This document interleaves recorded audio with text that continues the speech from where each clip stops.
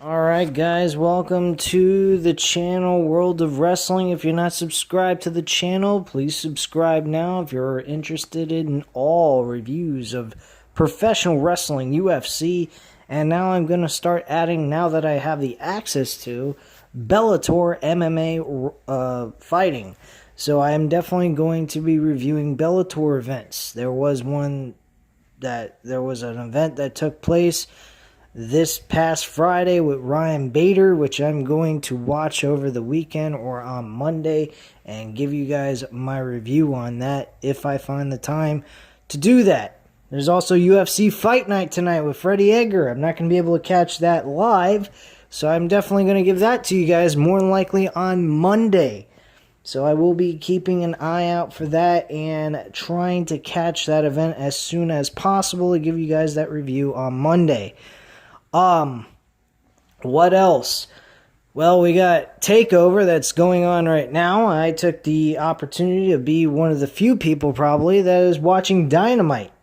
So I watched Dynamite and, folks, I gotta say this was not exactly one of their better shows. Was not impressed. The main event was a bit shocking.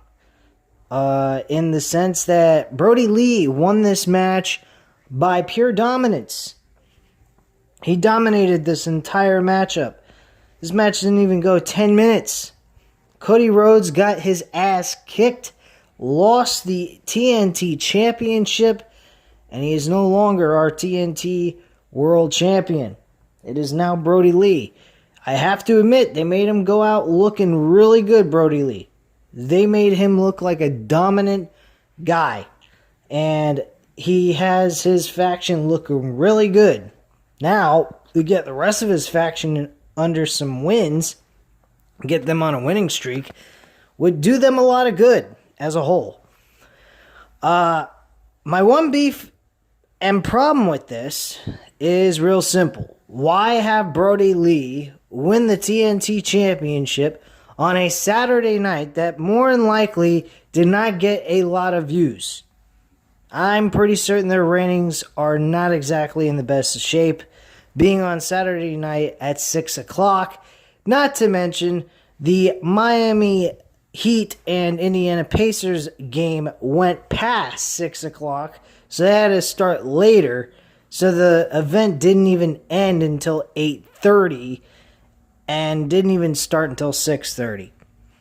So probably those people that were expecting to see this episode on 6 o'clock probably decided, fuck it, I'm going to go watch TakeOver at 7. And they probably did that more than likely. So that's a possibility. I stuck through the entire thing from beginning to end. A lot of tag team wrestling. Good storyline build between Jon Moxley and MJF. This led to them putting a stipulation in the match since MJF had a serious neck injury, supposedly, where this involves the paradigm shift being out of use for their World Championship match at All Out on September 5th. I like that stipulation. I think it'll be interesting to see Jon Moxley try to win this match without using the paradigm shift. And it does give a leverage over Jon Moxley to MJF. It makes MJF have a reasonable chance at winning the title under these circumstances. So, folks, without further ado, I'm going to go ahead, put in my intro music to start us off, and I'll be right back after this.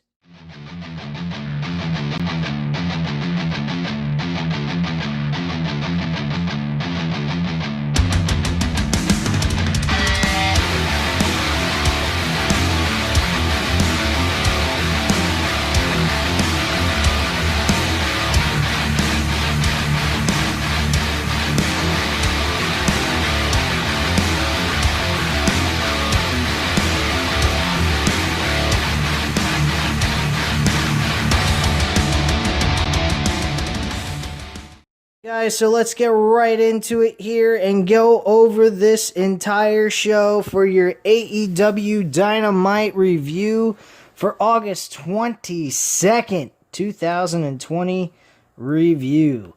First thing on the card here, we were right into it. They didn't even give us a fucking, they didn't even give us entrances, nothing. We just went straight into it.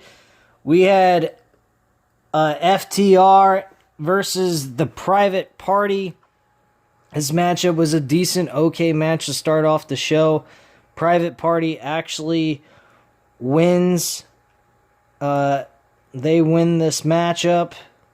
Or no, not Private Party. I'm sorry. FTR wins this matchup and walk away victorious here. So I have to say this match was an alright intro to Dynamite. Good way to start things off. No, stupid beginning promos and what have you. So there you go on that. And FTR wins this match easily with a nice little finishing maneuver. The Goodnight Express, they nail that tag team finisher.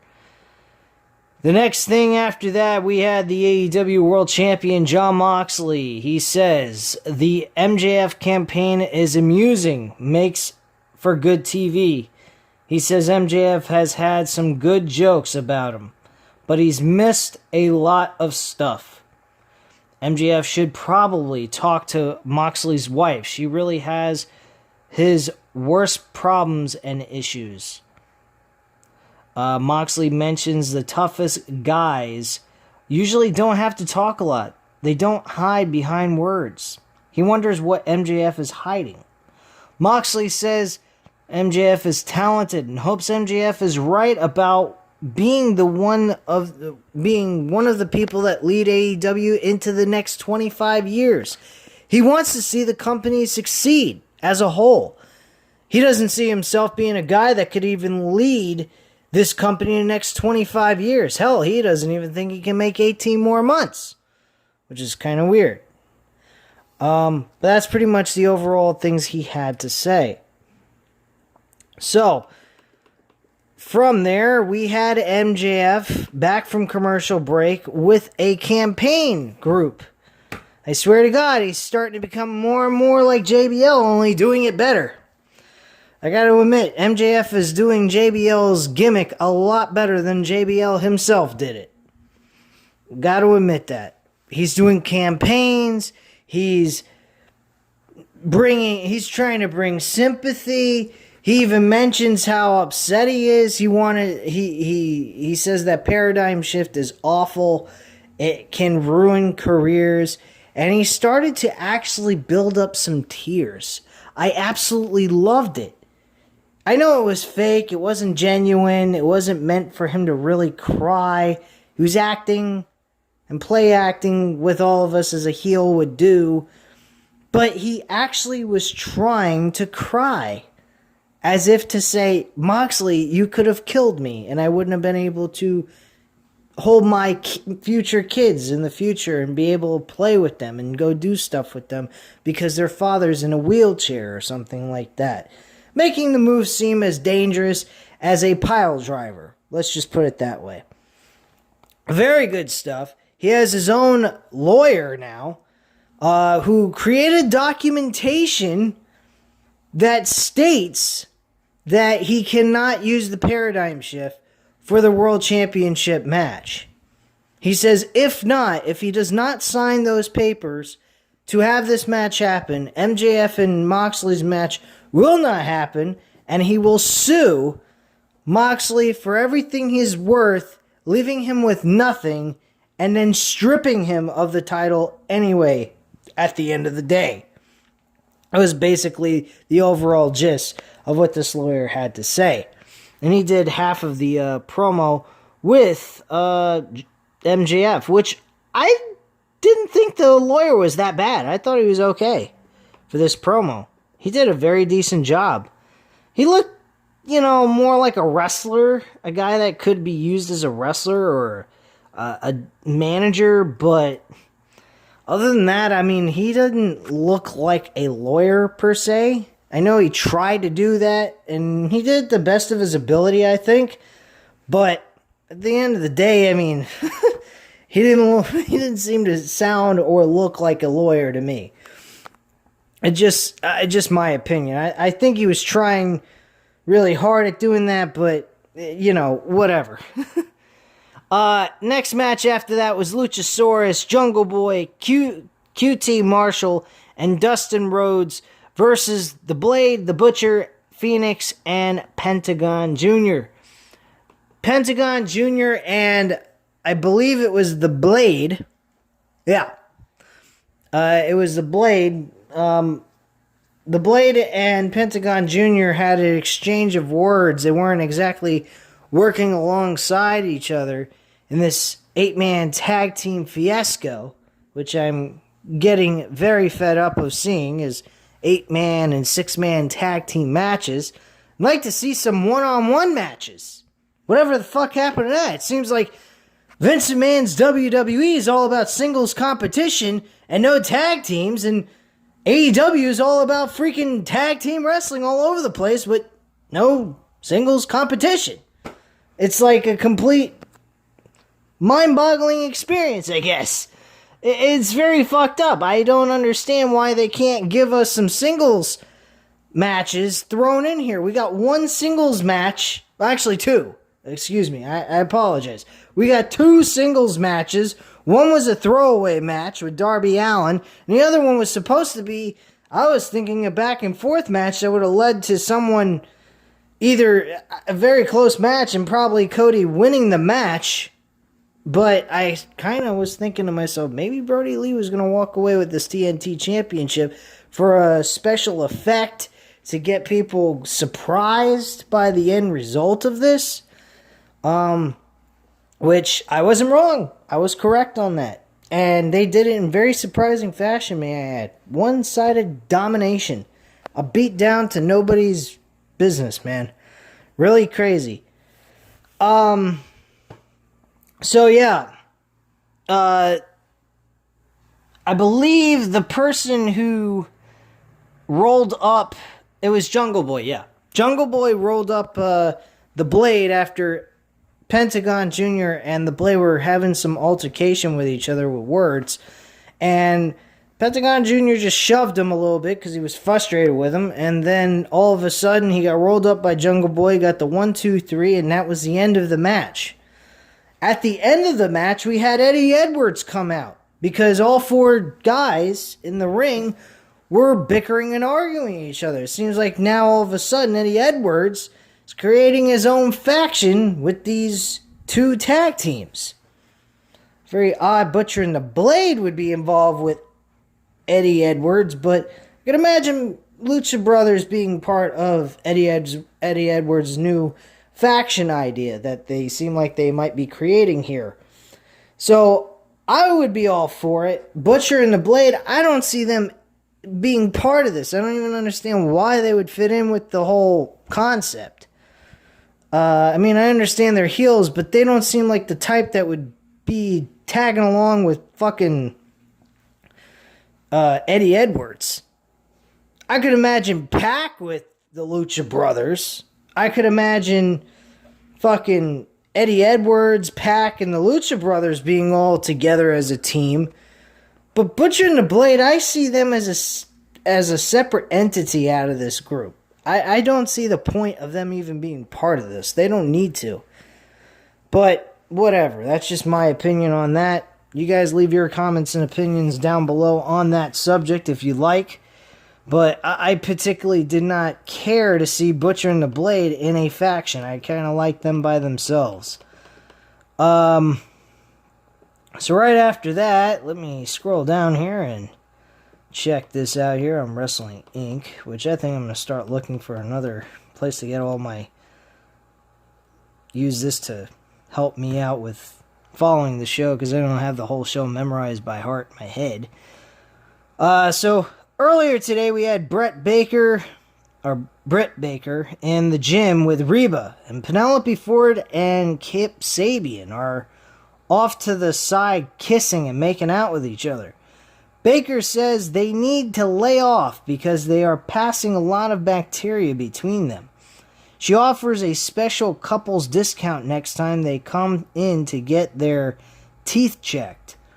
Baker then asks if Ford could help out her issues with Big Swole.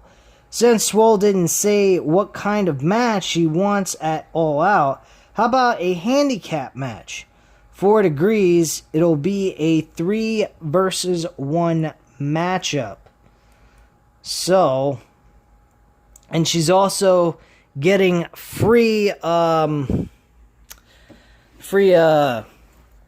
makeup done for her by Reba, which I don't quite understand. And at the end of it, she says she's all in for it. At first, she rejected it, and then with the 3-year makeup shit, she accepted it and is going to definitely do it.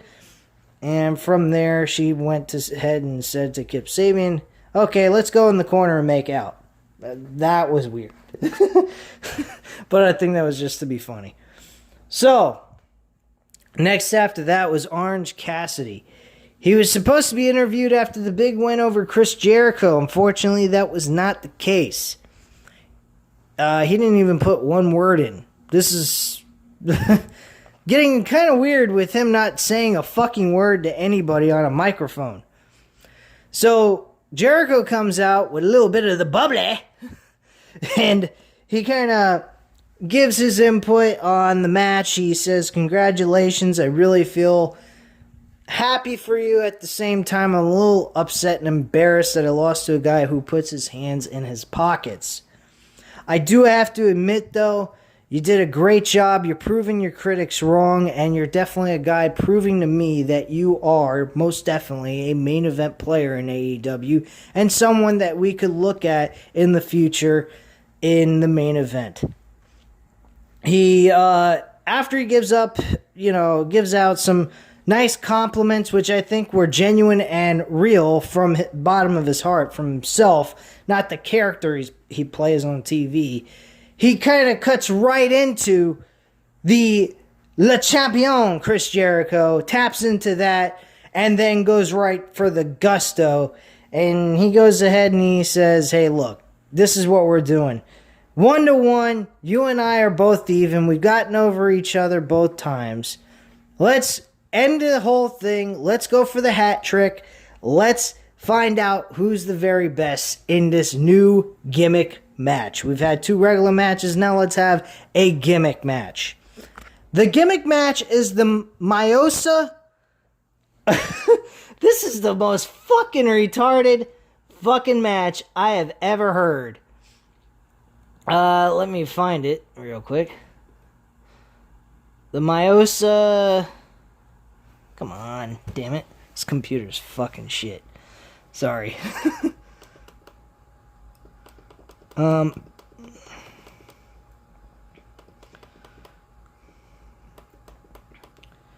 So he's calling it the Myosa Mayhem match, where there's 80 gallons of orange juice mixed in with 500 cases of the bubbly, with the winner decided either by pinfall, submission, or you throw your opponent into a tank of Myosa, and that is how you win the match. Cassidy goes ahead and gives him the thumbs up without even saying he accepts the match. And then we have Jericho and his cronies come down to the ring with the inner circle. They all give him a toast, and then they all kick his ass and dump tons of fucking champagne all over his face. Probably got some of it in his mouth. So on and so forth. So that is the whole situation there. I don't like this match. I think the gimmick is crap. He happens to mention that he came up with a concept called a ladder match, which was the Money in the Bank ladder match, which I think is better than this fucking match. I don't even know what the hell, who in the hell in their right mind would come up with a match like this. This match is ridiculous. I don't understand why a pinfall and submission would be one of the concepts in this matchup to win the match. Why wouldn't you just throw your opponent with the tank full of orange juice and champagne mixed together, and that's the end? That's the concept of the match. That's all they really need. Not that that really matters, because at the end of the day, the whole concept in itself to win without the pinfall and submissions is ridiculous. It's like watching Trish Stratus and fucking Stacy Keibler in a pool of pudding type of matchup. I mean, granted, watching that was a lot more entertaining than watching two grown men throw each other in fucking orange juice and champagne mixed in a tank. I think that's just fucking retarded. I was expecting, when he brought up about the whole ladder match with a briefcase above the ring, I was thinking, why don't we have ourselves a good old ladder match with a fucking contract with the opportunity to challenge the world champion at the next pay-per-view or something, and make them automatically the number one contender? That would have been great. I would have been okay with Orange Cassidy winning that match and moving on to face MJF, if that's what they go with. If they go with MJF to beat Moxley at the All Out pay-per-view. So I would have been cool with that. But this concept, I don't particularly like for the last fucking matchup between the two of them, or at least their third and final matchup for a while, before they ever face each other again in the future, if that even happens. I think that this Myosa matchup is fucking ridiculous. That's just my feelings on that. Then we had Alex Reynolds, John Silver, and Alan Angels versus Young Bucks and Kenny Omega in a 6-man tag team match. Kenny Omega picks up the victory, hitting a one-wing angel, which we don't get to see much nowadays in AEW, unlike what he used to do in New Japan Wrestling. He used to do it a lot more. And they win this matchup. Later, after the match was over, this is what really threw me for a fucking loop. Because FTR's heels, Adam Page seems more like he could relate to FTR. And you would think that Adam Page would be portraying a character that might be turning heel down the road. Then you got Kenny Omega acting like a crazed out lunatic after this match was over. He's showing heel tendencies. He wins a match, and then he goes ahead and he attacks one of the Dark Order guys with the masks on, and he tries to attack him with a chair. And I'm assuming he opened up the chair upside down and was going to do a one-wing angel on top of the chair, trying to injure him. Don't quite get any of this shit. It was looking good, and now it's kind of like going off the tracks here. I don't know what to believe. Are we supposed to believe Kenny Omega is going to be going with FTR? Is Kenny Omega just going to turn heel on Hangman Page when they lose the titles to FTR? Because they have a gauntlet match next week on Dynamite for Thursday's episode. And they're supposedly going to compete in a 4 tag team gauntlet match, elimination style, to determine the number one contenders to face Hangman Page and Kenny Omega at the All Out pay-per-view. I'm really lost here. I don't know what direction they're going here, and it's kind of odd. I thought maybe after FTR turning heel, they kind of cut it out with Kenny Omega, because, maybe Kenny Omega finally got a grip on himself, and they were just trying to tease us and throw us for a loop, which I would have been fine with.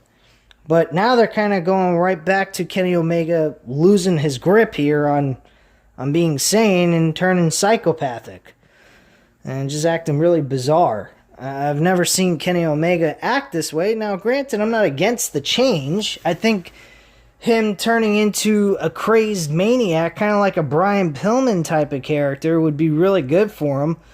Not to mention, he looks a little like Brian Pillman. I kind of looked at him today during this event, and after they won the match and were standing tall with the Young Bucks and they were raising their hands in victory, he looked a little like Brian Pillman to me because of the hair. And his facial features look a little like him too. But a far superior, better wrestler than freaking Brian Pillman. But he could, I honestly think he could get off with the Brian Pillman type of character where he's really a fucking lunatic. I think he could get that over very well. After the match was over, though, and we got past the whole post-match scene with Kenny Omega kind of losing, and then the Young Bucks getting a hold of Kenny Omega from doing something that crazy. We had FTR backstage with Hangman Page, and they explained themselves to Hangman Page, which I thought was very interesting. And they gave a really good excuse, but not exactly the best excuse in the world, to be faking an injury and then attacking a bunch of old guys who are legends in tag team wrestling and professional wrestling, like the Rock and Roll Express. But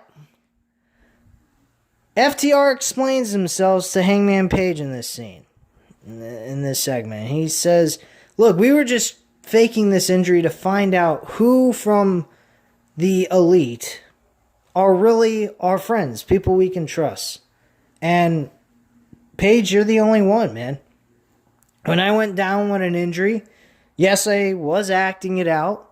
I was faking it. But when I got down with an injury, the only one that came backstage with us was you. You're the only person that cared. The Young Bucks left. They brought me to the back, and they left, and they went to worry about the match. Now, when you say it like that, man, you kind of make it sound selfish. They were in the middle of the match. What were they supposed to do? Give up the match, forfeit the match because you were injured? You and your tag team partner should have just came out with the rest of them and came back later to check on you to see how you were doing. That's how I would have wanted them to do it. And finish the match up and then worry about me later. But he was kind of sounding selfish in the situation and thinking that's being a trustworthy person. I mean, you still had a fucking matchup to finish. So, what were they supposed to do? And Kenny Omega, of course, was in the match. He was the legal man during the injury. So he couldn't just leave the match and go, hey, wait, stop the match for a second. Let me take a timeout and, go check on one of our tag team partners here. I mean, it was kind of stupid. But it's true. Hangman Page was the only man that stayed backstage with FTR. So, I gotta give him credit on this. This really looks like it could tie together. So at the end of the day, who's really going to become the heel? Because FTR are definitely heels. They're not coming across full-blown heels yet. I mean, technically kind of, but with the whole attack on the Rock and Roll Express. But let's get real, man. I don't know what to believe here. They don't seem like they're cheaters. They win clean. They're not screwing any teams over now that they supposedly are the heels. They're just doing what they do, I guess. Don't quite understand it, but I do see Hangman Page really blending in well with FTR. They do look like a team that would work well together. Alright. So backstage, Alex Marvez says next week there's a tag team gauntlet match on next week's show with the Natural Nightmares. Yeah, and he's talking with FTR. Yeah, I already talked about that. Sorry about that, guys. So Darby Allin faced Will Hobbs, this enhancement talent who did a decent job with Darby Allin, but Darby Allin actually wins this matchup with no problem. And then Ricky Starks comes out. He's introduced as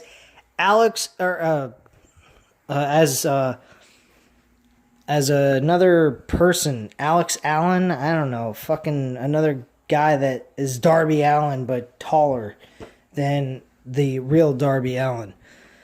And it's Ricky Starks portraying Darby Allin in a very comedic way. I really thought they were going to send out a midget to play that, and I would have been shitting all over it if they would have done that, because that's stuff that WWE used to do, which I thought I would have fucking just blasted on this fucking review here.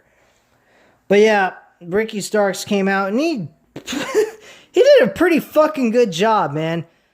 Ricky Starks, I said it when I used to review NWA Power. I said that Ricky Starks was going to be a fucking future big time main eventer. And my God, man, this guy looked fucking great. He was portraying Darby Allin in a very comedic manner. He was making fun of him. And then when the time was right and they got up close to each other and he attacked him with Brian Cage, he was intense. He was fucking full of life. This guy, he's great on the mic. He's got a great, he can promote himself and act out a role very well. And he looks a little like The Rock in a small case. He like in small doses, he kind of reminds me a little bit of The Rock. But he can't talk as good as The Rock does. Forget it. The Rock blows everybody away on the mic, except for maybe MJF. MJF, I'm going to give the man credit. What attracts me more than anything else is MJF can talk on a mic.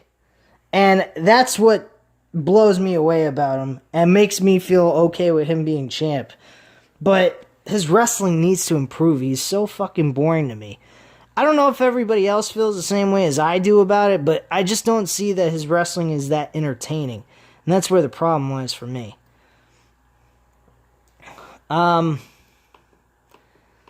So from there, guys, we just had the main event, which I already discussed with you. Brody Lee wins the AEW TNT Championship and beats him in less than 10 minutes. Kicks his ass. Cody doesn't even get any offense in. It was like watching Brock Lesnar versus John Cena, only in a very short period of time. And then afterwards, they attack everyone from the Nightmare family, and everybody's laid out, basically. Arn Anderson got his ass kicked. Dusty Rhodes is thrown out on the rampway. Cody was carried off on a stretcher and then attacked and thrown off the stretcher onto his face. It reminded me of a time back in the 2004, I believe I came across an episode. Yeah, it was Snitsky versus Kane. And Snitsky actually broke Kane's larynx in his throat. And then he was carried on the stretcher and up the ramp. And then he got shoved off the stretcher and he landed face first onto the floor of the ramp. That's what this kind of reminded me of. And he looked like he was getting pretty fucked up. But that was pretty much that on that whole situation. So, yeah, I mean, not much here. I mean, I don't understand why they had the TNT Championship change hands on just a Saturday night episode. I think maybe they should have just saved this matchup for a pay-per-view event for All Out. I think that would have been a lot better for Brody Lee, because I don't think too many fucking people tuned in for this episode, unlike they have for the last couple of weeks for Wednesday Night Dynamite. But anyway, guys, that's really all I have to say on this episode. So at this time, you know what to do. Hit the like button if you liked the video. Hit the subscribe button if you're not subscribed to the channel. And leave a comment down below, and I'll definitely get back to you on that. And I thank you very much for watching. Have a great night, guys, and stay safe. And I will be back later here tonight to discuss NXT TakeOver 30. Keep an eye out for that, and I thank you very much again for watching. Bye.